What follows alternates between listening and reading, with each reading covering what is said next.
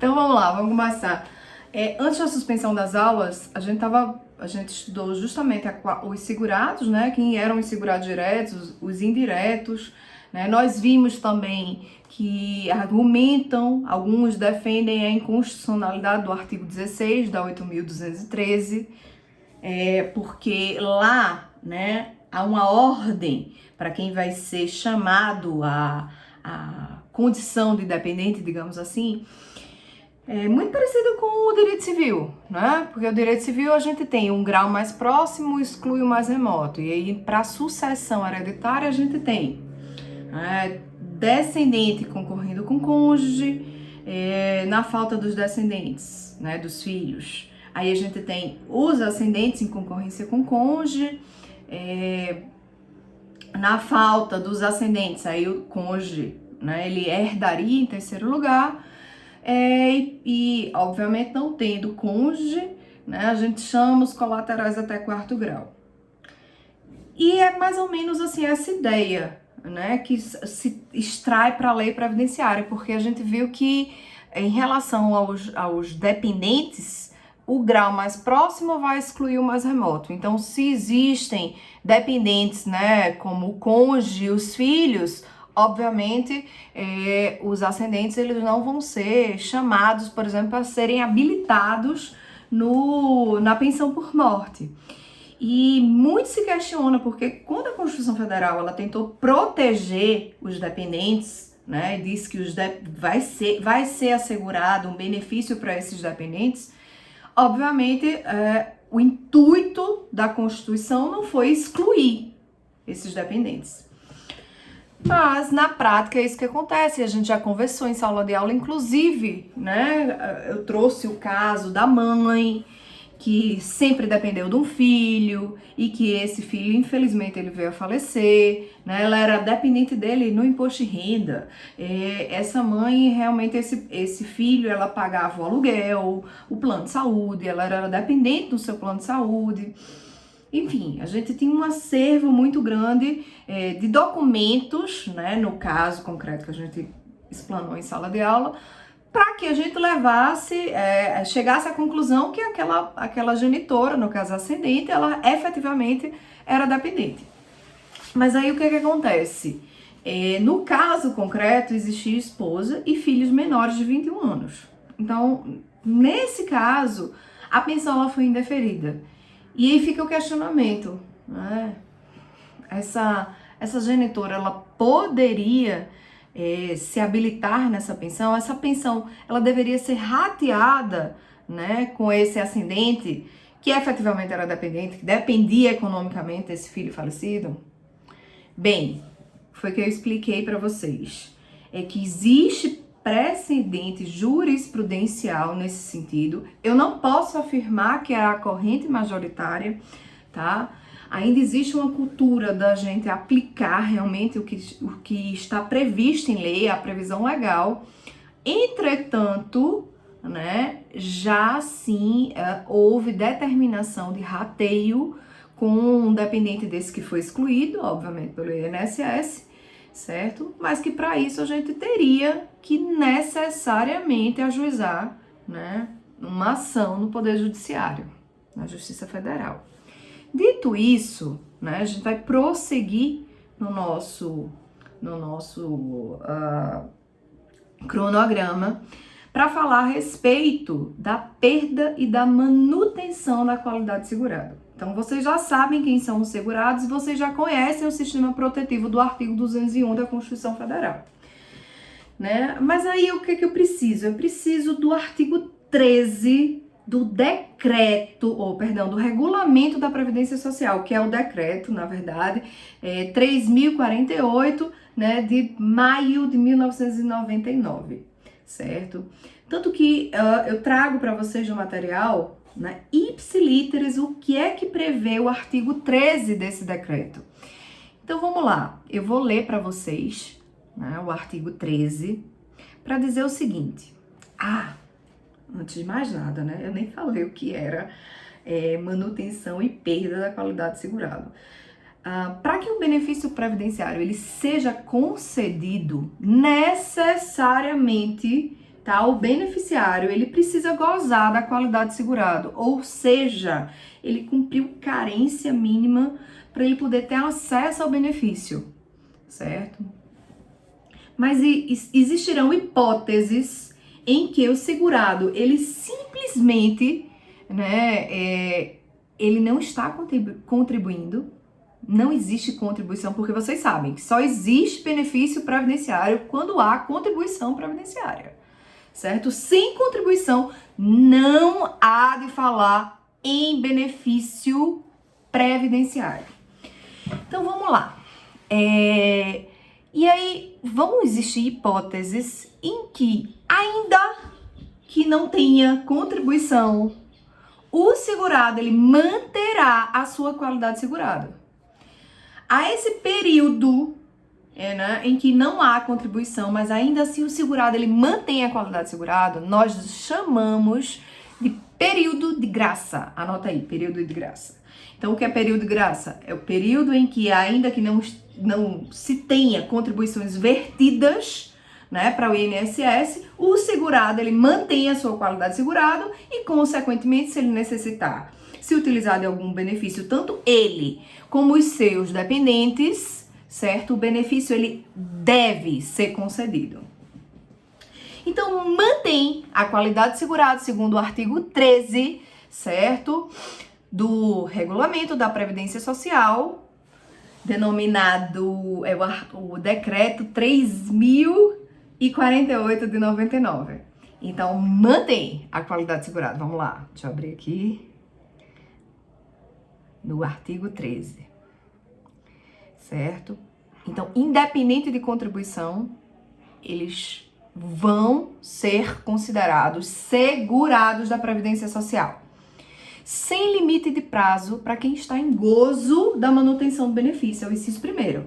Então, vamos lá, sem limite de prazo para quem está em gozo da manutenção do benefício. Aí é auxílio-doença. Tá percebendo auxílio-doença? Percebeu o auxílio-doença? Enquanto estiver percebendo o auxílio-doença, ele mantém a qualidade de segurado. Estou recebendo, né, o salário maternidade, perdão, auxílio maternidade. Percebi auxílio maternidade? Mantenho a qualidade de segurada, certo? Mas vamos lá, vamos prosseguir. O inciso segundo, e aí assim, cada inciso, gente, desse artigo 13, ele vai assim, digamos, elevando o grau, certo, de dificuldade para a gente compreender. Então vamos lá. Até 12 meses após a cessação de benefício por incapacidade ou após a cessação das contribuições, então, cessou benefício por incapacidade, auxílio-doença, certo? Ou após a cessação das contribuições, então, não estou, né,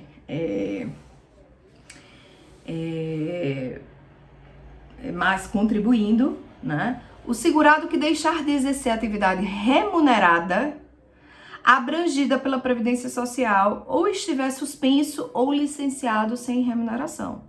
Então, até 12 meses após cessar essas contribuições, né, se mantém, certo, a qualidade segurada. Agora, vamos lá. Inciso terceiro. Até 12 meses após cessar a segregação, o segurado acometido de doença de segregação compulsória. Ebola foi um dos casos clássicos de doença de segregação compulsória. Então, até 12 meses após cessar, certo? Até 12 meses após o livramento, o segurado detido ou recluso. Até aí tudo bem, vocês... Primeiro, né? Que o inciso primeiro, ele é muito fácil. Eu não vou ter prazo, né, sem limite de prazo para quem está em gozo do benefício. Aí depois eu venho com os prazos de 12 meses. Até 12 meses após a cessação do benefício por incapacidade ou após cessarem-se as contribuições. Até 12 meses após cessar a segregação compulsória, né? Até 12 meses após o livramento, o segurado detido ou recluso. Então, eles mantêm a qualidade segurada. Aí tudo bem. Não estou vendo dificuldade nenhuma de vocês poderem acompanhar esse artigo 13. Mas vamos prosseguir, certo? Aí o inciso 5º vai dizer até 3 meses após o licenciamento, o segurado incorporado às Forças Armadas para prestar serviço. Opa, esse prazo aqui ele só é diferente, né? A gente vem sem limite de prazo, 12 meses, 12 meses, 12 meses, 3 meses. Tudo bem. Até então também vocês não vão ter dificuldade de acompanhar esse artigo 13. Aí, vamos lá. O inciso 6º vai dizer assim, até 6 meses após a cessação das contribuições do segurado facultativo. Quem é o segurado facultativo mesmo? A dona de casa, o síndico, a dona de casa do lar, o síndico, o estudante, o desempregado. São os segurados facultativos. Então, até 6 meses após cessar as contribuições. Ainda se mantém a qualidade de segurado. Mas aí, agora que são elas, certo? Então, vamos lá. O prazo do inciso 2º, aquele prazo de 12 meses para quem estava, né, afastado, né, em decorrência de benefício por incapacidade, né? Então, esse prazo de 12 meses do inciso 2º, ele vai ser prorrogado até 24 meses. Então, vamos lá, 24 meses, o prazo de 12 pode virar 24. Mas para quem? Se o segurado ele já tiver pago mais de 120 contribuições mensais. Então, vamos lá, na hipótese dele ter pago mais de 120 contribuições, que isso transformando em anos, são 10 anos, contribuições mensais, agora sim, é sem interrupção. Esse prazo só dobra para 24 meses se ele pagou 120 contribuições sem interrupção, tá? Então, vamos lá. 120 contribuições mensais sem interrupção que acarrete a perda da qualidade segurada. Ótima. Então, vamos lá. Dobrou para 24. Aí, vem o meu parágrafo 2º. O prazo do inciso 2º ou do parágrafo 1º será acrescido de 12 meses. Ou seja, o que era 24 pode se tornar 36. Para o segurado desempregado, desde que comprovada essa situação por registro no órgão próprio do Ministério do Trabalho e Emprego. Então, vamos lá. Como é que é feito esse registro próprio? Bem, existe um termo, uma declaração na verdade, o segurado, atualmente, ele não existe mais o Ministério do Trabalho e Emprego, existe sim uma secretaria, né? Essa secretaria, ela vai emitir uma declaração em que o segurado, ele vai dizer que ele está desempregado, é um documento oficial, certo? Eu tenho até um caso em que eu pedi esse documento oficial num processo, é um processo de anistia, que a gente tem para a gente garantir a gratuidade de justiça.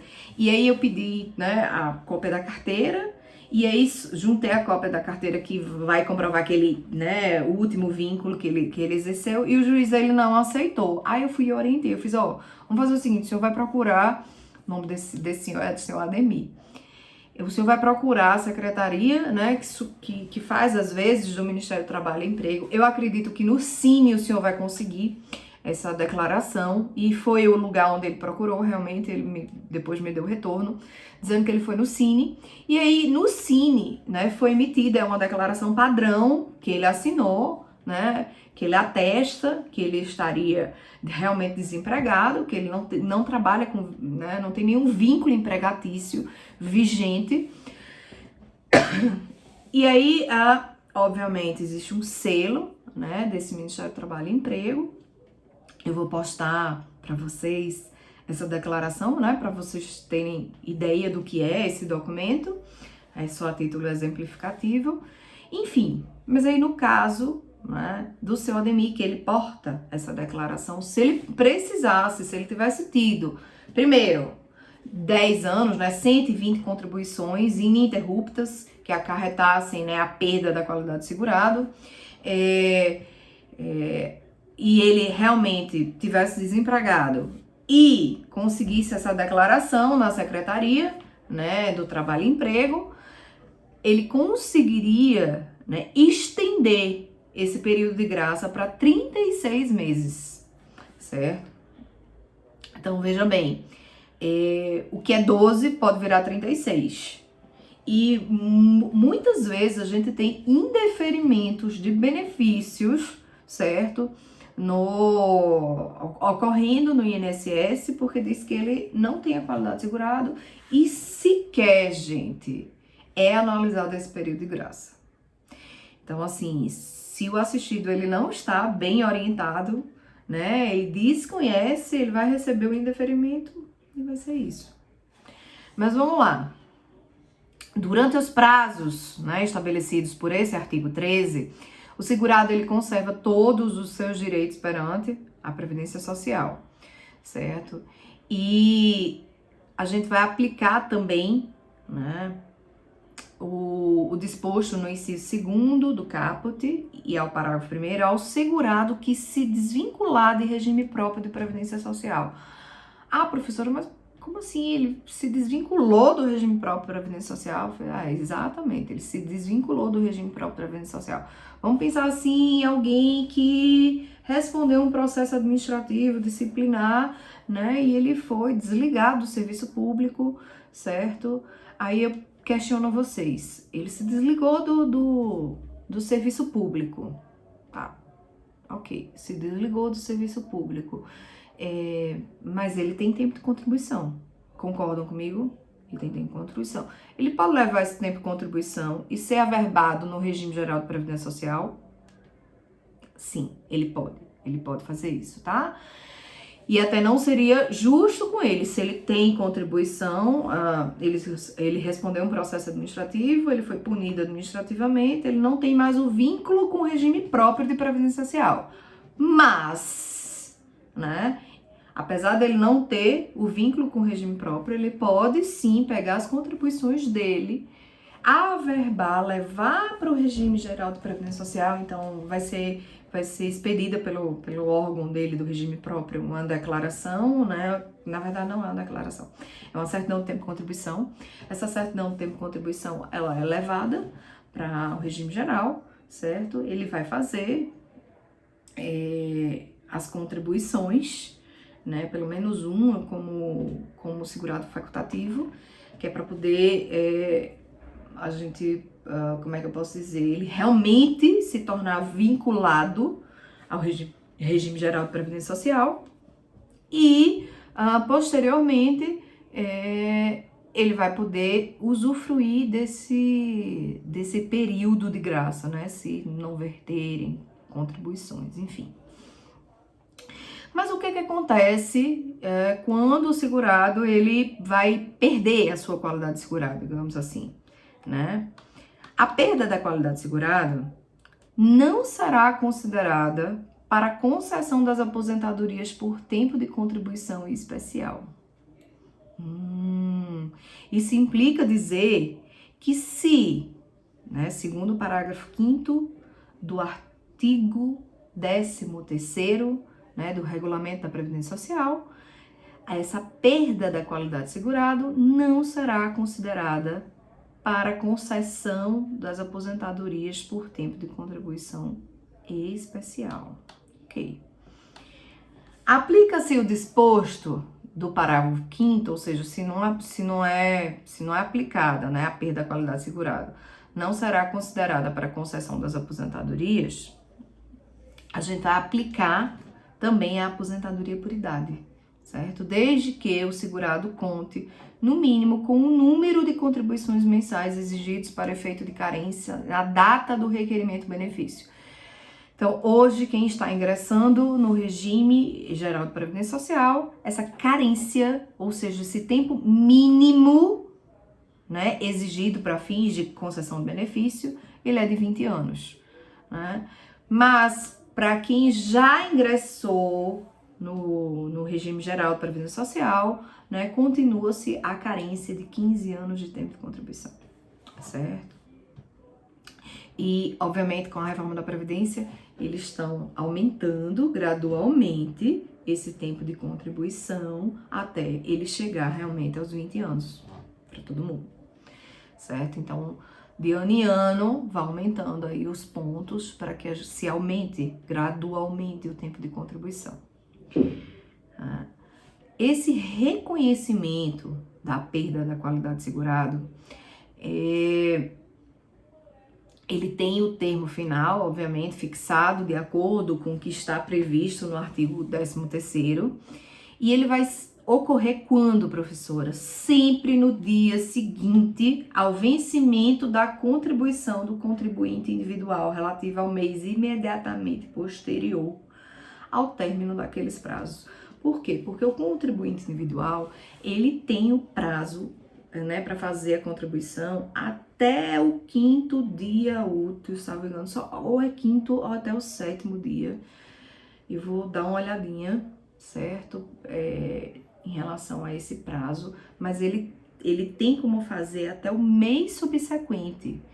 Então, a sua contribuição, a contribuição que deveria vencer esse mês, né, no mês de março, na verdade, ela é recolhida até o início do mês de abril. Então, como ela é recolhida até o início do mês de abril, né, você só perde a qualidade de segurado depois do fim desse prazo, tá?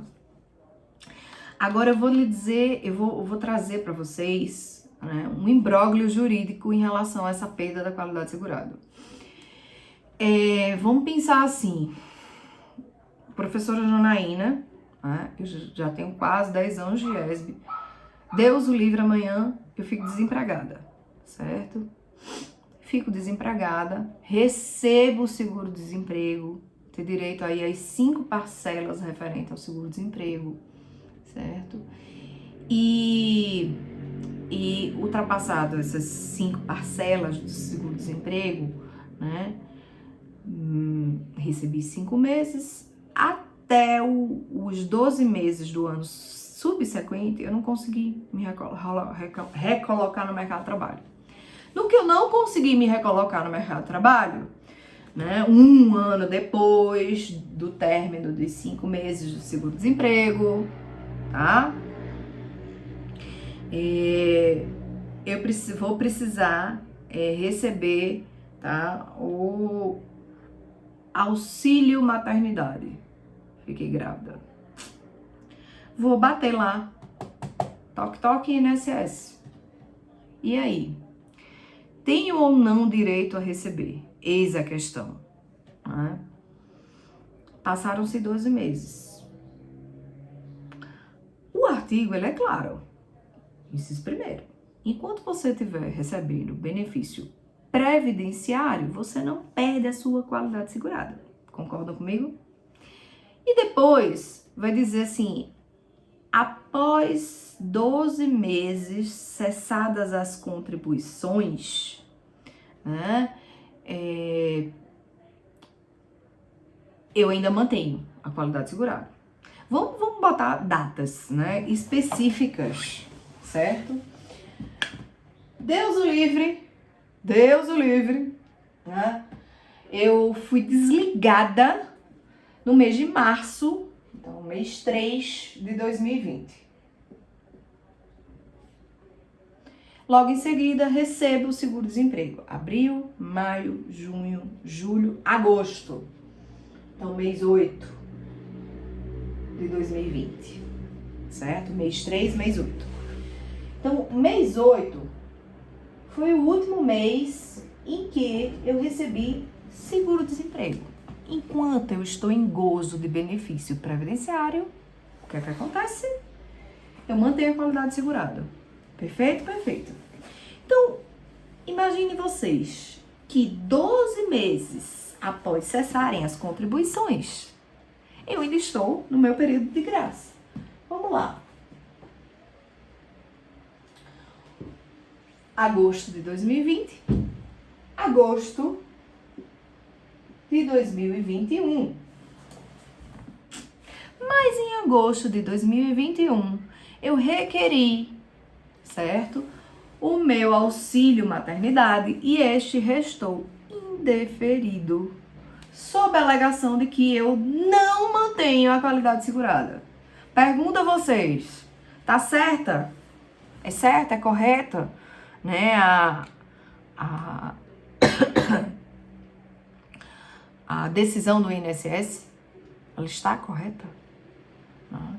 De indeferir o meu seguro, o meu auxílio, o meu benefício previdenciário, o meu auxílio maternidade? E aí? O que é que vocês acham? Bem, há controvérsias, né? Há quem argumente que o seguro-desemprego ele não seria um benefício previdenciário porque ele não estaria no rol dos benefícios que estão regulamentados, né, na 8.213. Então, gente, se ele não é um benefício previdenciário, eu, né, realmente teria perdido a minha qualidade de segurado aqui 5 meses anteriores, né? Desde o mês 3 de 2021, certo? Mas, voltando a bater na tecla, que é isso que o meu aluno, que pretende advogar, né, ele vai sustentar, é que sim, o seguro-desemprego, ele é um benefício previdenciário, tanto ele é um benefício previdenciário que ele está no rol do artigo 201 da Constituição, e por essa razão, certo, merece sim, tá, ser revisada essa decisão do INSS em grau de recurso. Então, quando vocês se depararem num caso concreto em que alguém vai ter, né, o benefício indeferido, primeira coisa que vocês vão orientar é recorrer. Não pode deixar de fazer o recurso. Primeiro, porque quando você recorre para o órgão, né, para o INSS, todo o retroativo, desde a data do requerimento, ele vai ser pago. Então, o meu aluno, ele não vai deixar de orientar o seu cliente a fazer o recurso, certo? Tem uma mocinha aqui, ó, gente, de tampãozinho, porque ela tem um olhinho preguiçoso, que acabou de entrar na sala de aula da mamãe virtual, certo? Mamãe, será que tá chovendo? Tá chovendo? Quer ficar com a mamãe? Eu vou finalizar esse vídeo por aqui. O papai dormiu, né? E ele devia tomar conta de você pra mamãe poder, tá vendo? Gravar as aulas. Mas, ó, não se preocupe não, tá bom? Você vai agora. A mamãe vai finalizar esse vídeo da perda de manutenção, porque a gente vai continuar, né, com os benefícios previdenciários. Depois que eu já tô com fome de novo. Tá vendo como é a videoaula em casa? Mas eu volto já já.